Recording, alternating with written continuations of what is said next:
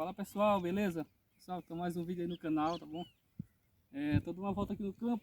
Tava tudo seco, vocês devem ter visto alguns vídeos, né? Tava tudo seco, já choveu e tá criando água já, ó. Tudo branco de água. Aí tava dando uma volta, né, aqui. E encontrei um ninho de passarinho aqui, galera, ó. Olha aqui, ó. Um ninho de rolinha. Tem dois ovinhos, ela voou aqui, né? Eu vi que tinha um ninho aqui, ó. Nem vou chegar muito perto para evitar dela largar, né? Às vezes ela pode abandonar. Olha aí, pessoal. Com certeza, se a gente fosse andar por aqui assim, ó, nesses matos, a gente encontraria ninho de outros passarinhos também, né? Só que o meu intuito, na verdade, é olhar a água. A água que já criou da chuva, né? Olha aqui, ó.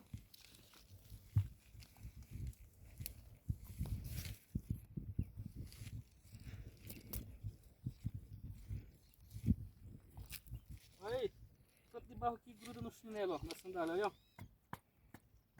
até pesado, né? Isso aqui, pessoal, ó. De água nova.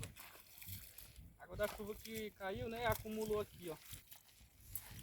Aí daqui a pouco tá tudo cheio, aqui tá tudo cheio, né? E com certeza vai ter bastante peixe também.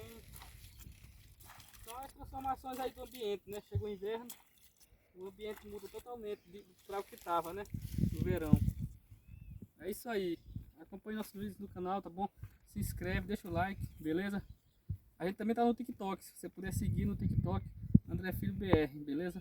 Valeu! Aí galera, o campo tá todo cheio.